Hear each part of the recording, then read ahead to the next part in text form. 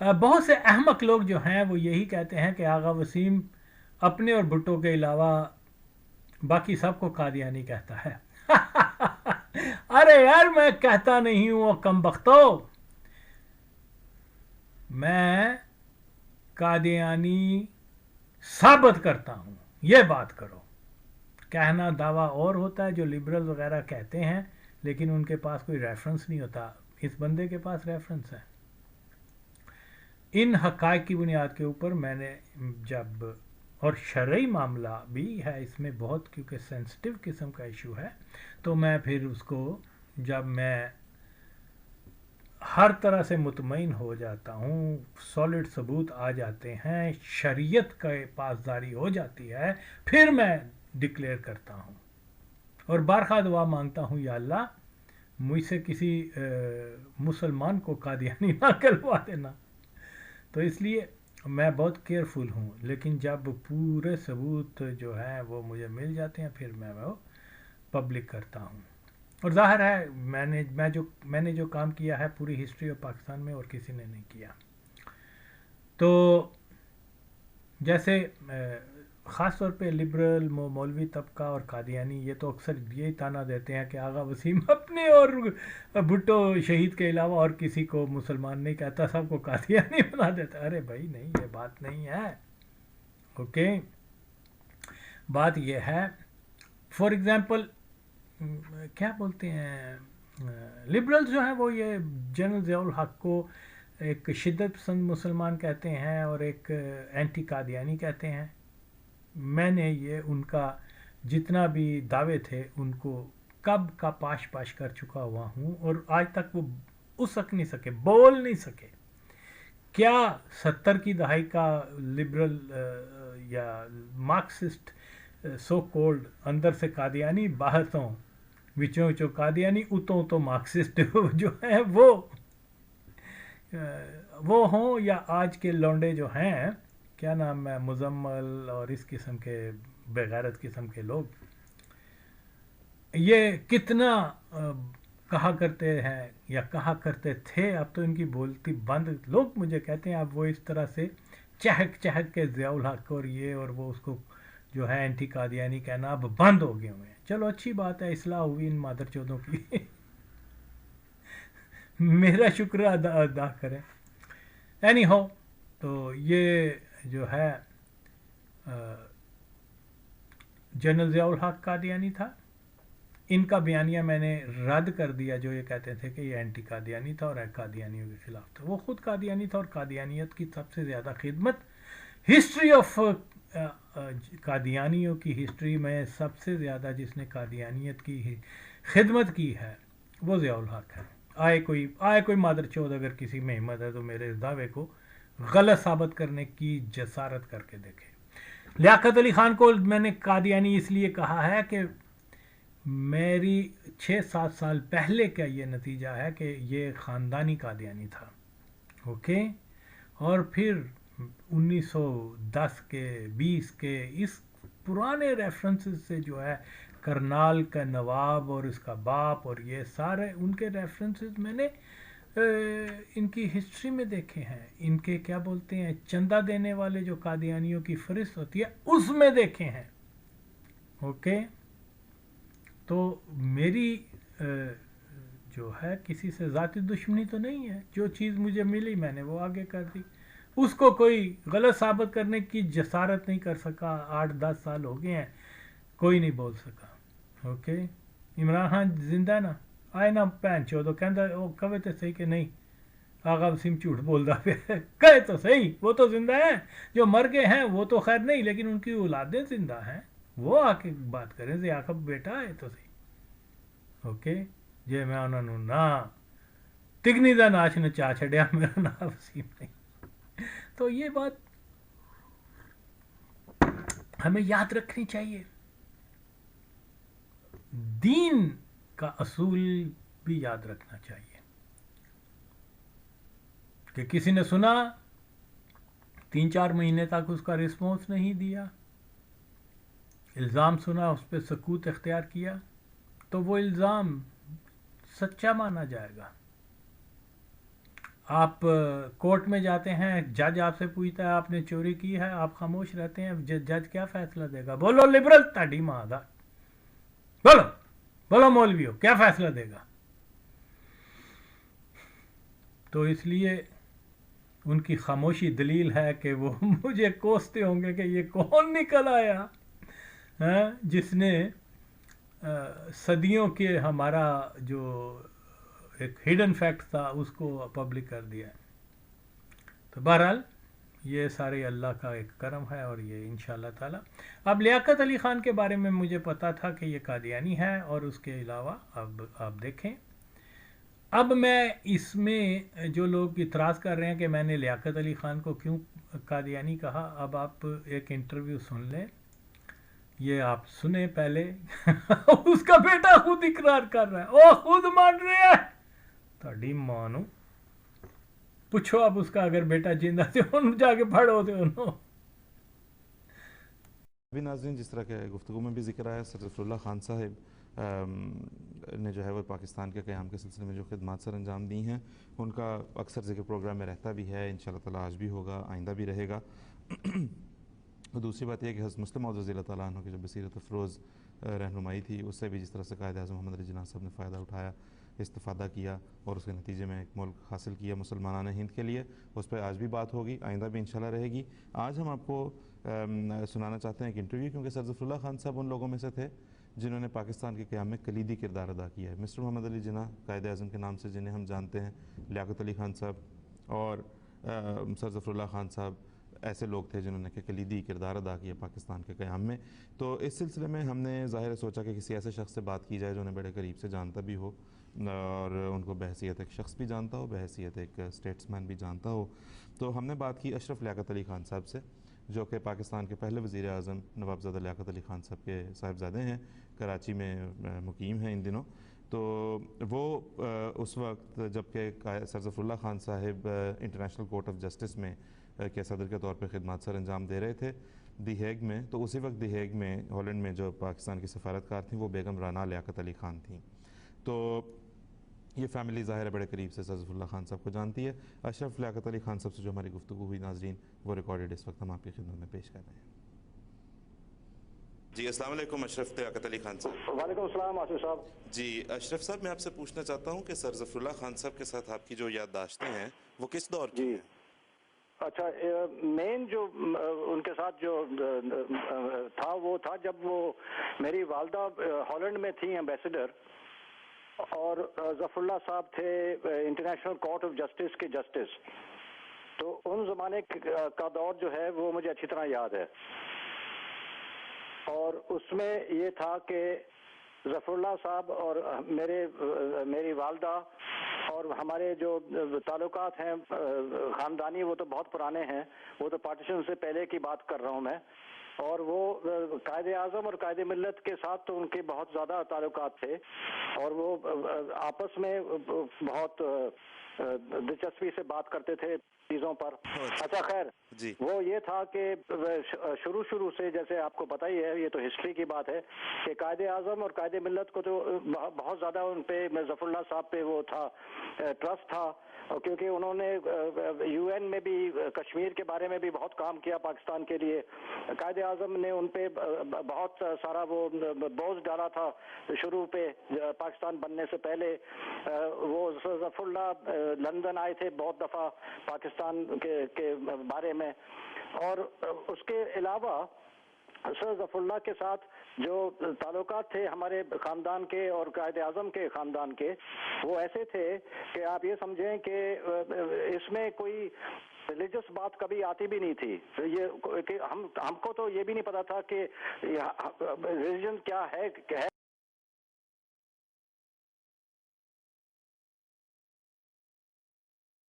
کیا، کیونکہ قائد اعظم یہ کہتے تھے کہ جی بات یہ ہے کہ ہمیں تو انسان دیکھنا ہے، ہمیں ریلیجن سے تو خیر ظاہر ہے ہم مسلمان ہیں جو بھی ہیں، لیکن ہمیں انسانیت کی بات کرنی ہے، جو انسان کے لیے کام کرتا ہے، اور ملک کے لیے ظفر اللہ صاحب نے بہت کام کیا، اس پہ زیادہ زور ہوتا تھا ہمارے گھر میں۔ اور اس کے علاوہ میں یہ کہہ سکتا ہوں کہ میری والدہ کے ساتھ ہالینڈ میں وہ بڑے شوق سے اسکریبل کھیلتے تھے، اور وہ دونوں کو सेशंस थे उनके, ज़फ़रुल्लाह साहब शाम के टाइम पे आते थे अपने इंटरनेशनल कोर्ट के बाद, और मैं कभी कभी वहाँ होता था घर में, तो वो मुझसे भी बात करते थे कि क्या कर रहे हो, क्या हो रहा है वगैरह। और वो हमारे साथ तो खैर वो पुरानी ताल्लुकात थी जब हम बच्चे थे दिल्ली में, पार्टीशन से पहले। मैं तो उन जमाने की बात कर रहा हूँ कि वो तो हर वक्त हम पे बड़ा इंटरेस्ट लेते थे कि बच्चे याद रखो, बच्चों के ये तालीम जो है, सबसे बड़ी बात तो ये है कि तालीम तुम अपना सही करो, क्योंकि बाद में दुनिया में यही एक चीज़ होगी जो तुम्हारे पास, जो कोई छीन नहीं सकता तुमसे। और ये भी कायदे आज़म भी यही चीज़ कहते थे हमसे कि बच्चों तालीम बहुत ज़रूरी है, याद रखो, स्कूल में तुम अच्छी तरह काम करो, उसके बाद जो भी अब तुम करोगे तो तुम सही तरीके से कर सकोगे, तालीम का बगैर कुछ भी नहीं हो सकता जी। तो ये चीज़ें मुझे याद है, ज़फ़रुल्लाह ने भी बताई मुझे, कायदे आज़म ने भी बताया मुझे, जाहिर है मेरे वालिद ने तो खुद भी बताया था मुझे, वो तो जाहिर है वो किसी और तो कह नहीं सकते थे। उसके अलावा ज़फ़रुल्लाह साहब का ये था कि वो बच्चों के साथ, और जैसे हम थे यंगस्टर्स जो हम कह सकते हैं, यंगस्टर्स को वो एडवाइस देते थे कि देखो बात ये है कि दुनिया में हर किस्म के लोग तुम्हें मिलेंगे, तुम्हें सबके साथ सही तरीके से मिलना है, सही सलूक करना है, किसी को बुरा नहीं कहना है, क्योंकि वो जाहिर है वो जब इंडियन सब कॉन्टिनेंट की बात हो रही थी उसमें तो आप खुद भी देख सकते हैं कि वो उन्होंने जो डीलिंग की थी हिंदूज के साथ की है, क्रिश्चियंस के साथ की है, सिखों के साथ की है, मुसलमान तो खैर थे ही वो।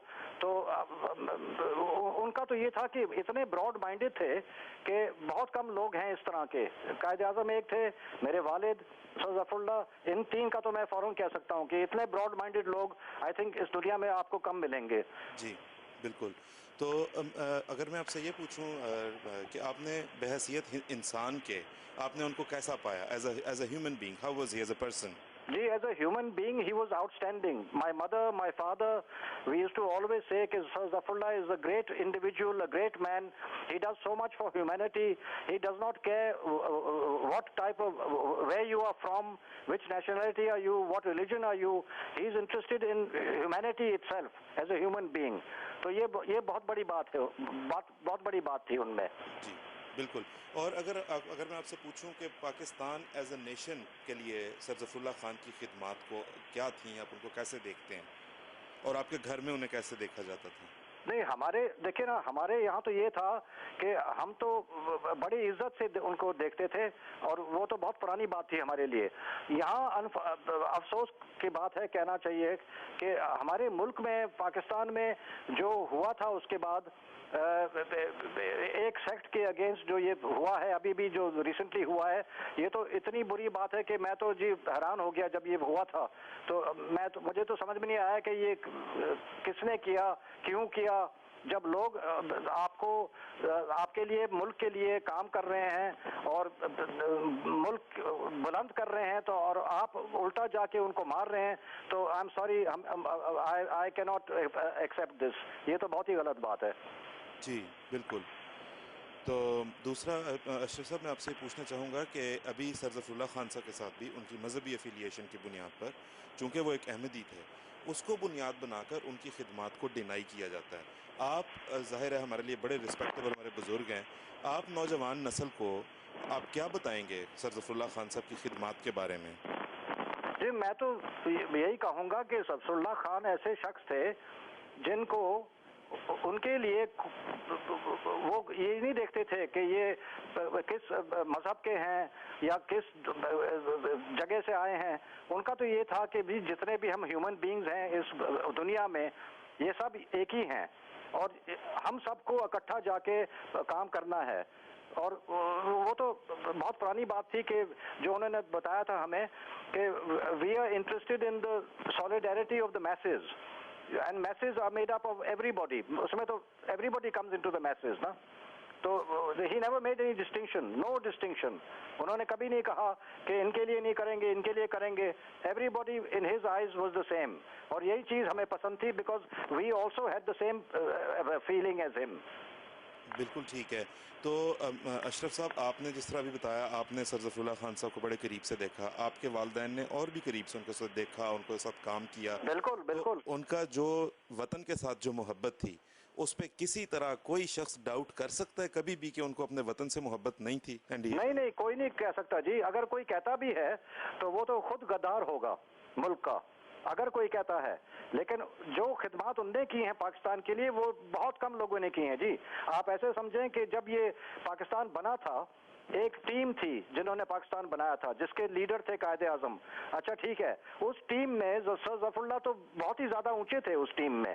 He was one of the pioneers of this team that made Pakistan. So if anybody says کہ Zafrullah Saab has not done anything for the country or has done something wrong for the country, he himself is a traitor. میں تو یہ کہوں گا. جی بالکل ٹھیک. یہ تھی ناظرین وہ گفتگو جو اشرف لیاقت علی خان صاحب کے ساتھ ہوئی, جو کہ نوابزادہ لیاقت علی خان صاحب پاکستان کے پہلے وزیر اعظم کے بیٹے ہیں, اور وہ اپنے خیالات کا اظہار کر رہے تھے. آئندہ پروگرامز میں ہم کچھ اور لوگوں کے بھی خیالات آپ تک پہنچاتے رہیں گے جو بتائیں گے کہ پاکستان کے قیام میں, پاکستان کے استحکام میں جماعت احمدیہ کتنا نمایاں اور کتنا قابل قدر کردار ادا کرتی رہی ہے اور کرتی چلی جا رہی ہے اللہ کے فضل سے. ہاں جی, اسکریبل کھیلتا سی ویکینڈ اس کے گھر میں آ کے رات کو اس کی ماں کے ساتھ لوڈو کھیلتا سی, اسکریبل کھیلتا سی, اور جو کوئی کھیلتا سی. تو ویکینڈ میں کیا کھیلتے ہیں ہم جانتے ہیں. اینی ہو, اگر نہیں کھیلتا تھا تو اس کا مطلب ہے کہ وہ انیبل تھا, نہ کھیلنے کے, نہ مرد تھا. لیکن وہ رانا لیاقت علی خان جو ہے نا کسی کو نہ نہیں کرتی تھی. چلیں خیر, بہرحال یہ علیحدہ بات ہے. بات یہ ہے کہ وہ قادیانی کہتے ہیں وہ بڑا پکا مسلمان تھا چودھری ظفر. ہاں, اسلامی شریعت کا اس کو بڑا پاس تھا. اور 5 دسو صحیح کس اسلام کے اصول کے مطابق جو ہے وہ تنہائی میں رات ایک بیوہ کے پاس جا کے ساری رات لوڈو کھیلتا ہے یا اسکریبل کھیلتا ہے؟ اسلام اجازت دیتا ہے. مرزائی اس کے اوپر کیا فتویٰ دیتے ہیں بھائی؟ وہ کوئی اس کی بیوی ہے, وہ کوئی اس کی بہن ہے, کوئی اس کی ماں ہے. اگر یہ کوئی رشتے ہیں تو پھر تو ہم اعتراض نہیں کرتے. لیکن اب سمجھدار کے لیے اشارہ کافی. تو جو دلیل ہے کہ یہ چودھری ظفر جو ہے وہ اسلام کے اصول کے خلاف جا کر تو وہ ایک عورت کے ساتھ شب بسری کرتا تھا, بظاہر کھیلتا تھا یا جو بھی کھلاتا تھا, گاڈ نوز. لیکن بہرحال ہمیں اس معاملے میں میرا نقطہ یہ ہے کہ اگر یہ اپنے آپ کو مسلمان کہتے ہیں قادیانی, تو مجھے یہ بتائیں کہ ظفر اللہ خان کا یہ عمل اسلام کے اندر تو اس کی اجازت نہیں ہے. ٹھیک ہے, تو ہاں قادیانیت میں اگر اجازت ہے تو خدا کے لیے قادیانیت کو اسلام کا نام نہ دو, کہو کہ ہمارے مذہب میں چلتا ہے سارا. تو بہرحال یہ چیز جو ہے وہ میں نے آگے کی ہے, آپ نے سنا. اور وہ بارہا کہہ رہا ہے کہ بیفور پارٹیشن ہمارے آپس میں لنکس تھے, اور بیفور پارٹیشن لیاقت علی خان کا والد, لیاقت علی خان کے چچا اور دیگر رشتہ دار یہ سارے قادیان جاتے تھے. قادیان کے کیا بولتے ہیں, سالانہ جلسہ جو دسمبر میں ہوتا ہے وہ جاتے تھے. اس کے سارے میں جو ہے وہ ریفرنسز دے چکا ہوا ہوں. اور کیونکہ اب ان ریفرنسز کو ڈھونڈنا لگانا آئی ڈونٹ نو, وہ میرے پرانے میں جیسے میں بتا چکا ہوں کہ میرے کمپیوٹر میں بہت ساری چیزیں جو ہیں وہ کیا بولتے ہیں اس کو ضائع ہو چکی ہوئی ہیں. اینی ہو, اب اس کا بیٹا جو ہے وہ خود سارا بیان کر رہا ہے کہ وہ قادیانیوں کے ساتھ پارٹیشن سے پہلے بھی ان کے بہت زیادہ آپس میں لنکس سے ملنا جلنا, عزت و احترام. اگر لیاقت علی خان مرزئی نہ بھی ہوتا, اگرچہ تھا مرزئی, تو دین کا اصول یہ ہے کہ زندیق کی, کافر کی تعظیم میل جول کرنے والا بھی دائرہ اسلام سے خارج ہو جاتا ہے. قطعی کفر ہے تعظیم کرنا کسی زندیق قادیانی کی, یہ بھی کفر ہے. बायत ना भी हो तो ये भी कुफर है, तो ये साबित होता है। लेकिन इसकी जो बायत है ये तो पूरे कादियानी थे, ये साबित होता है। इसलिए आगा वसीम ने लियाकत अली ख़ान, जिससे मेरा लेना देना कोई नहीं, वो मर खप जन्म ही चला गया, हम अपनी कब्र में जाएंगे, वो अपनी कब्र में, मैं तो इस चीज़ को नहीं इतना कहता। हाँ, जो मुझे फैक्ट्स मिले हैं वो मैंने सामने कहे हैं। ये रेगुलर जब भी इंग्लैंड जाता था अपनी नमाज कहाँ पढ़ता था? कादियानियों की मस्जिद में पढ़ा, की इबादतगाह में पढ़ा करता था। ये चीज़ें अगर छुपाई गई हैं तारीख क्या बोलते हैं लोगों से, तो इसमें मेरी गलती क्या है? ये मुझे सारे फैक्ट्स जो हैं मिले हैं और मैं इनको आगे कर रहा हूँ। इससे पहले ये इंटरव्यू कभी भी जो है वो सोशल मीडिया के ऊपर किसी ने कादियानियों के ख़िलाफ़ कोई वीडियो नहीं बनाई, मैंने बनाई है लियाकत अली ख़ान के ख़िलाफ़ और उसके बेटे की सारी गुफ्तगू है आपके सामने, आप खुद अंदाज़ा लगा लें। तो इसलिए मेरी आदत नहीं है कि मैं किसी के ख़िलाफ़ जो है मुंह उठा के इल्ज़ाम लगा दूं। ये तो जो चीज़ मुझे मिल रही है मैं आपके सामने रख रहा हूँ, इसको कोई झुठला कर देखे तो तब मानो। यानी उसकी अपनी औलाद जो है वो बता रही है सारा अफसाना। तो मेरे कहने की क्या ज़रूरत है? अभी किसी मौलवी के पास, किसी आलिम दीन के पास अगर ये इसका बेटा जो है लियाकत अली ख़ान का, वो अगर आके ये जब बात करेगा तो मौलवी तो उसको कहेगा कि तुम भी कादियानी हो, तुमने उनका ओथ लिया या नहीं लिया, लेकिन तुम रिस्पेक्ट कर रहे हो, इसी बुनियाद पर ही कादियानी हो। लेकिन मैं तो जानता हूँ कि उन्होंने ओथ भी लिया हुआ है। तो दूसरा फिर वही मैं पुराना एक और है, वो भी आप सुन लें दोबारा से, कि वो कादियानी जमात के लोग जो हैं क्या कह रहे हैं कि प्राइम मिनिस्टर भी उसको कादियानियों की रिकमेंडेशन के ऊपर, या कादियानी जो था एक मादर चौध जिसको बेनज़ीर, जिसके वालिद को बेनज़ीर का क्या बोलते हैं, प्राइम मिनिस्टर पीपल्स पार्टी की जब वो बनी हुई थी तो उसको एम्बेसडर लगाया हुआ था इंग्लैंड के अंदर। मेरी मुलाकात भी हुई थी इस मदर चौध कादियानी के साथ। उस वक्त तो खैर मुझे नहीं पता था ये कादियानी है, लेकिन बहरहाल हम तो एक वर्कर की हैसियत से, ये देखो ना जान ना पहचान, बहनचौदों ने कुछ किया भी नहीं पीपल्स पार्टी के लिए हैं, सिवाय ये कि मुखबरियाँ पीपल्स पार्टी के वो सर्कल में आके कादियानियों के लिए मुखबरियाँ करते रहे और कि भुट्टो को फांसी कब लगानी है, क्या करना है, एक एक चीज़ की रिपोर्ट देते रहे। वो जब पीपल्स पार्टी की हुकूमत आई, हमारे भाई जो है एन जवानी में स्ट्रगल के दौरान मर गए, हमारे साथी फांसियाँ पा गए, इतने तशद्दुद हुए, उनको कोई आज जानता नहीं है। वो दुनिया में आए और उनका हाल ये है कि वो गुज़र भी गए, और क्या बोलते हैं, जैसे स्याले की चांदनी और पीपल्स पार्टी के गरीब वर्कर की जवानी किसने देखी? तो ये बहुत बड़ी नाइंसाफ़ियाँ हैं। कब्र में तो हर एक को इम्तिहान देना है, एक एक चीज़ का पूछा जाना है। क्या बेनज़ीर से ये पुरसिश नहीं होगी? बिल्कुल होगी, कि तुमने हकदारों को जो है ना, जिन्होंने तेरे बाप के मिशन को आगे बढ़ाया, जिन्होंने जाने दी, और वो तूने आके कादियानियों का साथ दिया, कादियानियों की फेवर्स की, कादियानियों को पीपल्स पार्टी संभाल दी, तो बिल्कुल और बिल्कुल ये लम्हात कब्र में आएंगे ना जब, तो फिर वो बहुत टेरिबल होते हैं। ओके, हर चीज़ का इम्तहान देना पड़ता है, नाइंसाफ़ी का भी। ये नाइंसाफ़ियाँ हुई हैं, जिसने की हैं अल्लाह उसको नमाज रोज़ा ये वो चीज़ें शायद अल्लाह मेहरबान है वो बख्श दे, लेकिन इन चीज़ों के ऊपर गिरफ्त ज़रूर करता है अल्लाह। ये है क्वालिटी अल्लाह की। बहरहाल जी, ये चीज़ है। लियाकत अली ख़ान के सारा ख़ानदान कादियानी था। मैंने कोई किसी नफ़रत की बुनियाद के ऊपर उसको कादियानी नहीं कहा, और जिन दूसरों को भी कहा है मैंने दलाइल दिए हैं, दलाइल को तोड़ो तो बात मानो ना, ऐसे बातें नहीं चलती।